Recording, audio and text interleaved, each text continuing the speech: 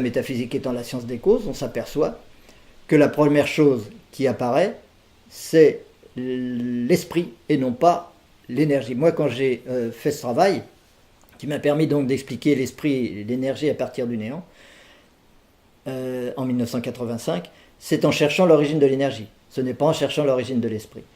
Mais ce qui est apparu comme évident, très rapidement, enfin, il a quand même fallu 12 ou 15 ans de méditation pour ça, c'est que la première chose qui apparaît dans l'instant présent, c'est l'esprit, et que l'énergie n'en est qu'une forme vue de l'extérieur. L'énergie, c'est l'esprit vu de l'extérieur, tout simplement.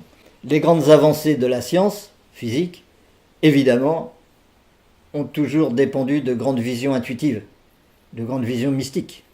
Les plus grands, de temps en temps, il y a des grands physiciens, des grands chercheurs qui découvrent des grandes choses et qui font une avancée phénoménale dans le domaine de la science. Et entre deux découvertes de cet ordre-là, qui sont des grandes visions mystiques, eh bien, le mental prend le relais, et puis bon, la physique au quotidien fait son travail de mathématiques ou tout ce que vous voulez, de théorie, de technologie, etc. Mais il n'y a pas d'avancée. Pour qu'il y ait une nouvelle avancée, il faut un nouveau visionnaire, un nouveau grand homme qui, lui, a une intuition profonde. Tous les grands visionnaires de la science, qui ont fait avancer la science, que ce soit Newton, qui était un grand mystique, que ce soit Einstein, que ce soit Kepler, que ce soit d'autres, les modernes comme David Bohm, ou des gens comme ça, ces gens-là étaient des grands intuitifs. Et très souvent, c'est le matin en se réveillant, etc., qu'ils ont des visions, comme les artistes, quoi, c'est la même chose. Et ça n'a rien à voir avec l'épistémologie de la science en réalité, l'épistémologie de la physique. Après, la physique va prendre le relais pour mettre ça en application, pour formaliser tout ça. Mais formaliser ne fait pas avancer la connaissance.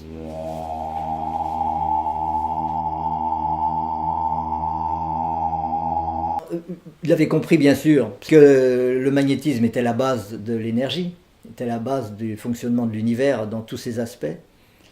Il n'y a qu'une seule force, et c'est ça qui est intéressant, c'est qu'on peut expliquer tous les phénomènes physiques avec une seule force, et non pas avec 3, 4, 5 forces, comme on le fait aujourd'hui en physique, avec la force, la gravitation, qui n'est qu'attractive, l'électromagnétisme, qui lui est attractif et répulsif, donc on ne peut pas concilier les deux, la force forte qui permet la cohésion des particules au sein d'un atome, alors que c'est des particules de même charge qui devraient se repousser, donc pour ne pas se repousser, il faut inventer une force, une colle qui les maintient. Bon, ce sont des hypothèses, ce ne sont pas des réalités. Et puis la force faible, et ainsi de suite. Qui fait qu'on ne peut pas comprendre l'univers. Tant qu'on a besoin de plusieurs forces pour expliquer l'univers, on ne peut pas l'expliquer. L'univers, c'est un seul principe, une seule loi, et si on n'en a qu'une, on peut savoir comment elle est issue du néant. Mais si on en a plusieurs, on ne va jamais savoir par laquelle il faut commencer. Est-ce qu'il faut commencer par expliquer la force forte? Est-ce qu'il faut expliquer d'abord la gravitation? Est-ce qu'il faut... des théories différentes prouvent l'invalidité de ces théories. Il ne peut y avoir qu'une seule théorie pour expliquer tous les phénomènes au niveau physique, et pas seulement au niveau physique. Au bout d'un moment, on s'aperçoit que tout cela montre de toute évidence que tout est spirituel. On ne peut pas lancer une bille autour d'une autre bille et lui donner un équilibre entre une force qui va dans un sens et une attraction, c'est totalement impossible. Personne n'a jamais réussi à le faire d'une façon expérimentale. On ne voit pas pourquoi ce serait comme ça partout dans l'univers d'une façon hasardeuse. Ça n'a pas de sens. Et puis surtout, c'est cette évolution petit à petit des systèmes atomiques et planétaires qui aurait petit à petit donné lieu à l'existence de l'être humain, par exemple, et de la conscience. Et donc ça voudrait dire que la conscience est le résultat de l'évolution. Alors qu'en physique quantique, on s'aperçoit du contraire, ce qui est vrai, c'est que c'est l'acte d'observation qui donne sa réalité à la particule. Et l'acte d'observation, c'est tout simplement la conscience qui ne veut pas dire son nom. Et donc la conscience est première, et c'est véritable, c'est véridique que la conscience est première. Et donc ça, c'est les contradictions inextricables entre les différentes théories. Mais ça, ce sera toujours comme ça. Tant qu'on aura une théorie pour la lumière, une théorie pour le temps, une théorie pour l'esprit, une théorie pour la matière, une théorie pour l'atome, une théorie pour les planètes et les étoiles, on n'en sortira pas. Vous ne pouvez pas véritablement défendre des idées qui sortent du cadre habituel qui est enseigné. Et vous n'avez pas accès aux publications, vous n'avez pas accès à tout cela. Même si ce sont des théories extrêmement valables. On n'est pas les seuls, il y a plein de gens qui ont subi ce genre de choses. Quelques personnes ont bien voulu s'y intéresser. Et ils ont dit, évidemment, vous avez raison, on ne peut rien pour vous. on ne peut rien pour vous parce qu'on ne peut pas publier des choses aussi contradictoires avec les principes qui sont enseignés. Et puis quelqu'un qui défendrait cette cause cesserait instantanément d'être nobelisable. Or pour tout le monde, pour tous les grands physiciens, la course au Nobel c'est vraiment l'essentiel de leur préoccupation. Donc non, il n'y a pas de dialogue, il n'y a jamais véritablement de dialogue possible entre la métaphysique et la physique. Il y en aura peut-être un jour, on espère qu'il y en aura. Parce qu'il y a quand même beaucoup de gens dans le domaine de la physique qui sont des gens extrêmement honnêtes et qui sont extrêmement consciencieux et qui ont vraiment envie de comprendre. Des gens qui savent bien que la physique n'est pas l'outil adapté pour comprendre l'univers, qui savent bien qu'on ne peut pas comprendre l'esprit en étudiant la matière, ça n'a pas de sens. Par contre, on peut comprendre la matière en étudiant l'esprit, ça c'est clair. C'est ce qu'on fait, sans aucun problème. Dans une galaxie, des milliards d'étoiles, toutes les étoiles sont le moteur de la galaxie. Chacune apporte son énergie. Pas l'une après l'autre, toutes simultanément l'une avec l'autre. C'est absolument fantastique. Elle fonctionne, c'est merveilleux, c'est un mouvement perpétuel. Mais seulement la science n'y croit pas. Pourquoi? Parce qu'elle n'a pas découvert le système. Et en 1973, j'ai étudié ça de près, je me suis dit, c'est tout à fait génial, c'est extraordinaire. Avec une seule force, avec une seule énergie, on arrive à expliquer tous les phénomènes physiques. Du ciel à l'atome. En passant par toute notre vie quotidienne, les fluides, la chaleur, l'électricité, tout ça. Et avec une seule théorie, pas avec une théorie par phénomène, mais avec un principe par phénomène. Et cette théorie expliquait tout à partir de la seule énergie magnétique, c'est-à-dire l'opposition de deux principes, l'attraction et la répulsion, dont la somme est égale à zéro. Et ça, on était d'accord là-dessus avec lui, il disait, oui, effectivement, la somme, il n'y a pas de substance matérielle à ces forces. Ce ne sont pas des forces matérielles, c'est l'opposition de deux principes purement abstraits, dont le résultat est purement concret, mais ce sont à la base une opposition de principes. Et donc, si on fait la somme de ces deux principes qui sont absolument le contraire l'un de l'autre, mais qui sont absolument inséparables, mais qui sont absolument distincts l'un de l'autre, comme le yin et le yang, c'est un peu de ce genre-là, mais on ne connaissait pas ça à l'époque, eh bien, ça veut dire que la somme est égale à zéro. Alors je me suis dit, bon, si la somme est égale à zéro, il n'y a aucune raison de ne pas pouvoir l'expliquer à partir du néant. Il y a une raison pour laquelle le néant est une dualité, tout simplement. Il y a une dualité dans le néant qui fait que nous sommes là, et que c'est l'univers et l'être à la place du néant. Parce que ce qui irait de soi, ce qui serait logique, c'est le néant. Il n'y aurait pas de question. On ne se poserait aucune question s'il n'y avait rien. On ne serait pas là pour se les poser de toute façon. Donc ça va de soi, le néant. Par contre, l'être, ça ne va pas de soi. L'être, on cherche tous à l'expliquer. L'univers, on cherche tous à l'expliquer. Et donc, voilà. Cette théorie donc fondée sur la dégravitation et sur le magnétisme m'a permis de savoir où il fallait chercher et comment il fallait chercher pour résoudre ce problème éternel de l'être humain. Qu'est-ce qu'on fait là? Pourquoi il y a l'être? Pourquoi il y a l'univers? Pourquoi il y a quelque chose à la place de rien?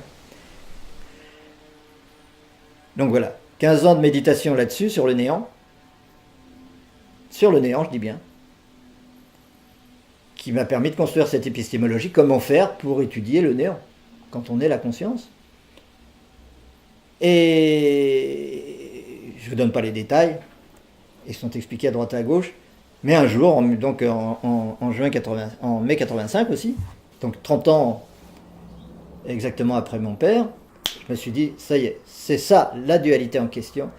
Ces deux principes sont absolument nécessaires pour que le néant soit, mais ils sont absolument incompatibles.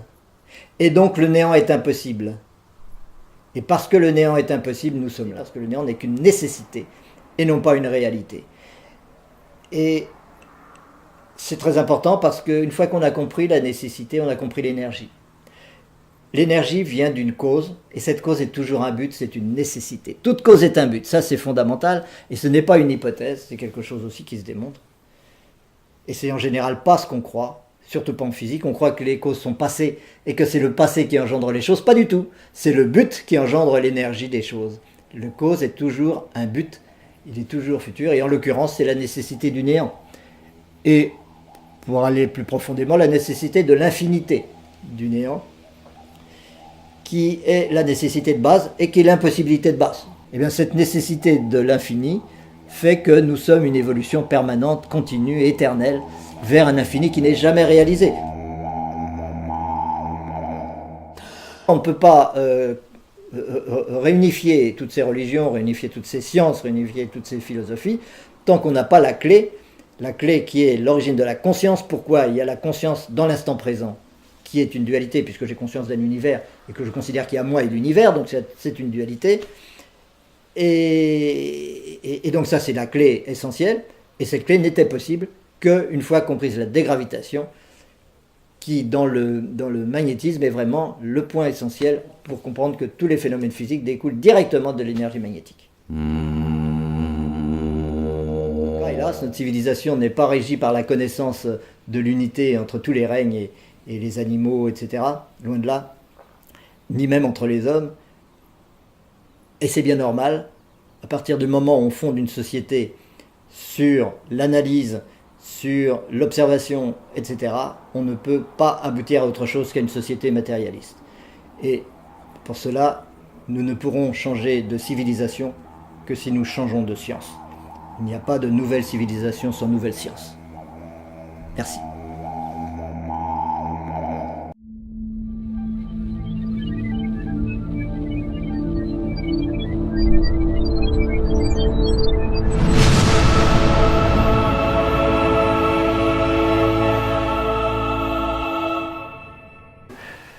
Une fois qu'on a compris que tout est d'origine magnétique et que l'énergie magnétique permet d'expliquer tous les phénomènes physiques, la gravitation, pourquoi la Terre tourne, pourquoi il y a des particules, etc. Toutes les choses qui, pour l'instant, échappent à la physique sont des questions métaphysiques. Et comme le magnétisme n'est pas une substance matérielle, c'est pas une substance réelle, c'est simplement l'opposition de deux principes contraires, l'attraction et la répulsion. Mais on pourrait dire plus 5 moins 5, globalement la somme, ou yin-yang, globalement la somme est égale à 0. Comme le Tao, c'est le néant. C'est le néant qui est décomposé en yin et en yang. Et donc moi ce que je me disais, c'est dommage de s'arrêter en si bon chemin, de pouvoir comprendre d'où vient, comment naît la matière, comment naît un atome véritablement, pourquoi il y a la gravitation, pourquoi tout ça, sans savoir d'où vient le magnétisme, qui est à la base de tout ça. Aujourd'hui, on s'en aperçoit. Les physiciens, tous les jours, ils découvrent un peu plus l'importance du magnétisme dans l'univers en observant le comportement des planètes, des étoiles, etc. Et donc, comprendre pourquoi il y a de l'énergie, pourquoi il y a cette énergie dualiste, ça suppose évidemment qu'on parte de rien. Parce que si on part de quelque chose, on n'expliquera rien du tout. Ça, c'est l'attitude métaphysique. Ce n'est pas l'attitude de la physique. Une grande différence entre la physique et la métaphysique, c'est tout à fait complémentaire. La physique s'intéresse aux effets, observe les choses, mesure les choses, essaye de reproduire des phénomènes. Et la métaphysique s'occupe des causes, pas des effets. Et ce n'est pas du tout la même démarche, ce n'est pas du tout la même épistémologie. Quand on observe, si on observe l'univers, la matière, etc., c'est légitime puisqu'on c'est ce que nous percevons. Donc on a envie de connaître, on a envie de comprendre comment ça fonctionne, on l'analyse. Le problème, c'est qu'en l'analysant, cette matière, ou ce monde physique, l'univers en quelque sorte, eh bien, on introduit d'ores et déjà une hypothèse qui est invérifiable. Une hypothèse qui est invérifiable et qui va empêcher la démarche scientifique d'arriver à son terme. C'est-à-dire qui va empêcher de comprendre pourquoi il y a un univers.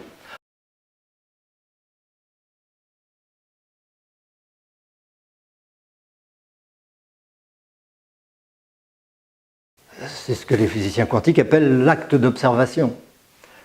Il faut un acte d'observation pour qu'une particule ait une réalité. Donc il faut un acte d'observation pour que tout l'univers ait une réalité, puisque tout l'univers est censé être constitué de particules aussi. Donc c'est une autre épistémologie qui consiste à ne pas faire d'hypothèse, à ne pas faire l'hypothèse que cela existe, mais à s'en tenir au certain, à l'immédiat. L'immédiat étant, je perçois un univers. il y a une perception d'univers. Je suis une perception d'univers. Je suis la sensation d'avoir un corps. Je suis la sensation d'une relation avec un monde qui me paraît extérieur. Ça, c'est une certitude. Tout le monde a cette sensation, l'être est cette sensation. Mais après, aller faire l'hypothèse qu'en plus de cette sensation, il existerait un univers effectif dont j'aurais conscience, ça c'est une hypothèse invérifiable, inutile et néfaste.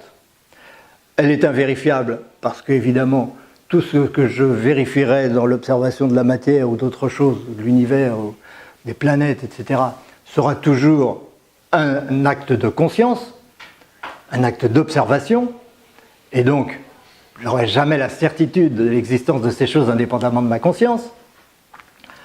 Donc je ne dois pas avoir cette attitude si je veux être véritablement rationnel. Elle est inutile, puisque précisément, à partir du moment où j'étudie les choses en introduisant l'hypothèse que ces choses existent, je me coupe de la possibilité de les comprendre, évidemment, puisque j'introduis une hypothèse invérifiable. Voilà. Et elle est néfaste parce que cette hypothèse elle-même empêche d'avoir l'attitude épistémologique qui permettrait de comprendre les choses.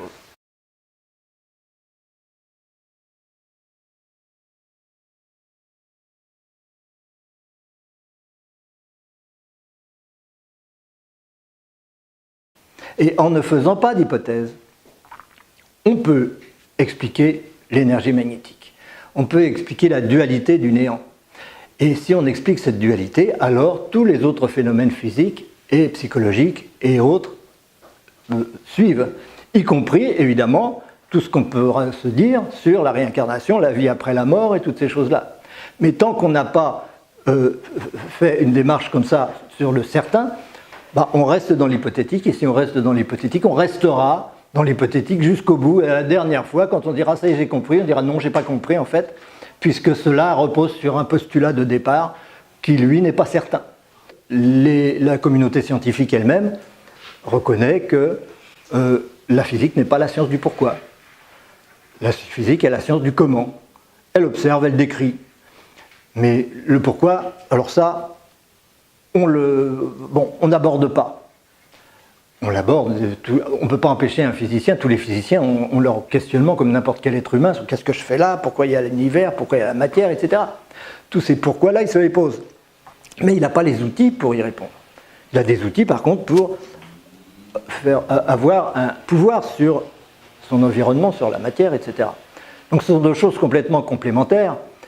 Et le souci aujourd'hui, c'est que la physique est arrivée à de tels résultats extraordinaires qu'on attend d'elle qu'elle ait une réponse pour le pourquoi, ce qui n'est pas son travail.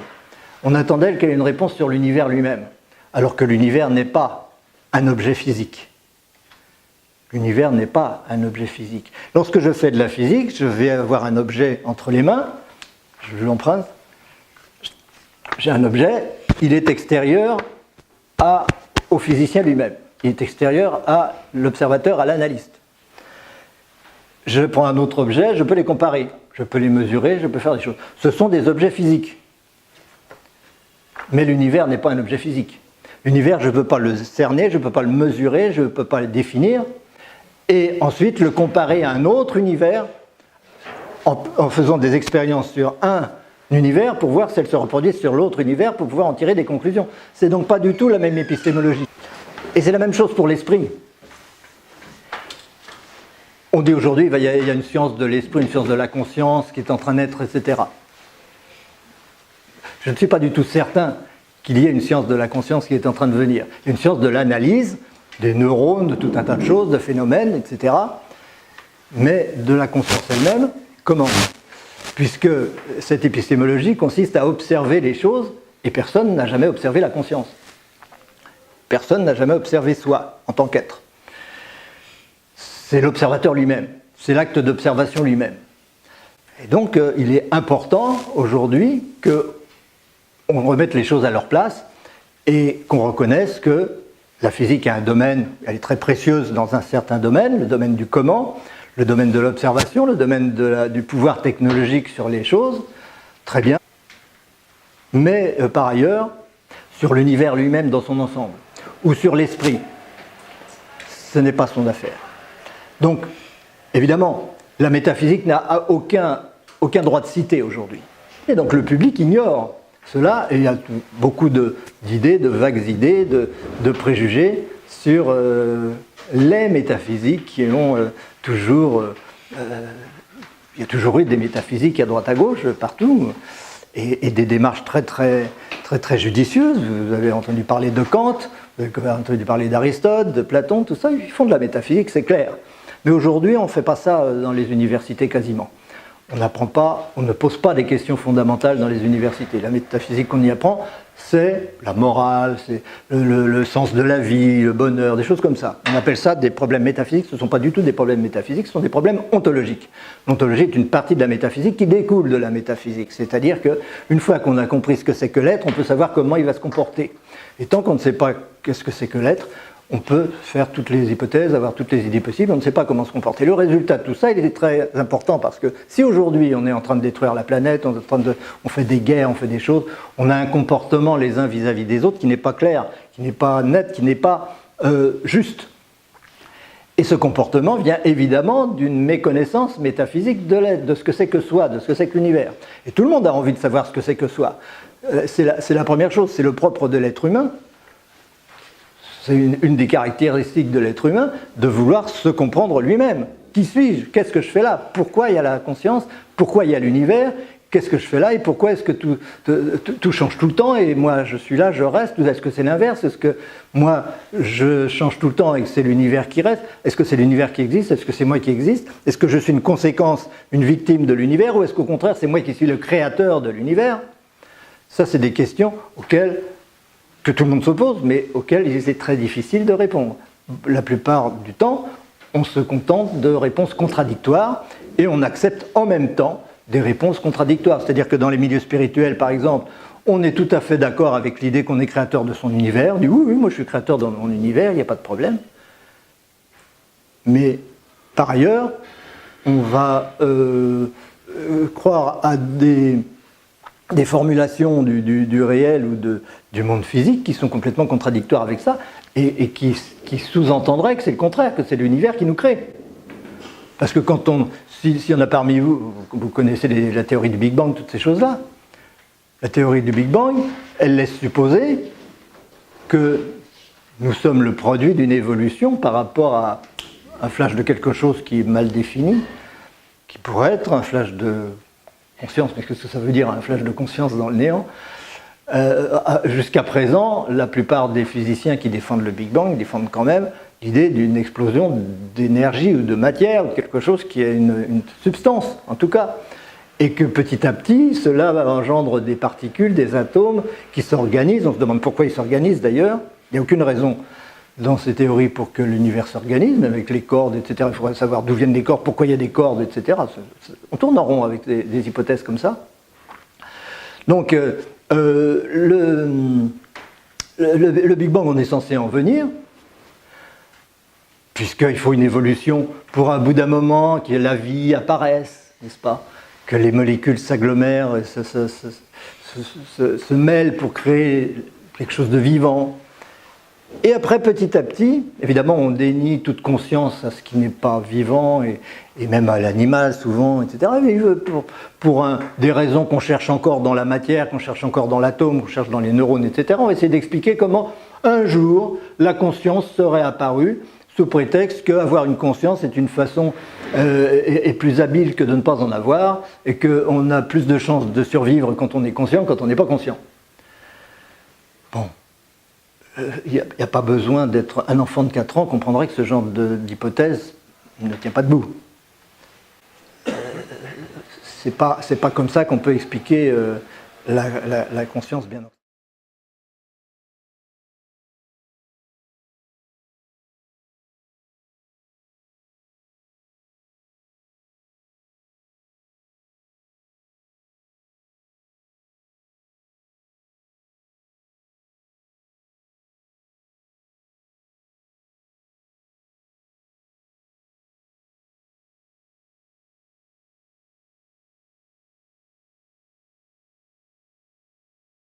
liberté. Parce que ce qui fait le plus peur au mental, c'est la liberté, c'est l'infini, c'est l'absolu, c'est l'unité, c'est l'amour absolu, c'est tout ça qui lui fait peur. Et donc pour échapper à ça, il va s'arranger pour que les mots n'aient plus de sens et qu'on ne sache plus de quoi on parle. Et c'est ce qui se passe dans tous les milieux spirituels, scientifiques, etc. On prend un mot pour un autre, on ne sait plus, oui, chacun sa vérité, tout est valable, pourquoi pas ça, pourquoi pas autre chose, et finalement on est dans la confusion, et c'est le but, c'est d'être dans cette confusion de façon à résister au but et à l'infini. Cela dit, lorsque le mental est rééduqué, c'est à ça que sert la métaphysique, c'est à rééduquer le mental, eh bien, au lieu de jouer ce rôle pernicieux d'échapper à la connaissance de soi, eh bien, il devient un complice pour progresser dans cette connaissance de soi. Et c'est toujours le même mental, mais c'est un mental qui devient un supramental plutôt que d'être un mental égotique, si vous voulez. Voilà. J'espère que tout ce que je vous ai dit ne vous a pas trop bouleversé, ne vous a pas trop ennuyé, et qu'on aura peut-être l'occasion d'en reparler.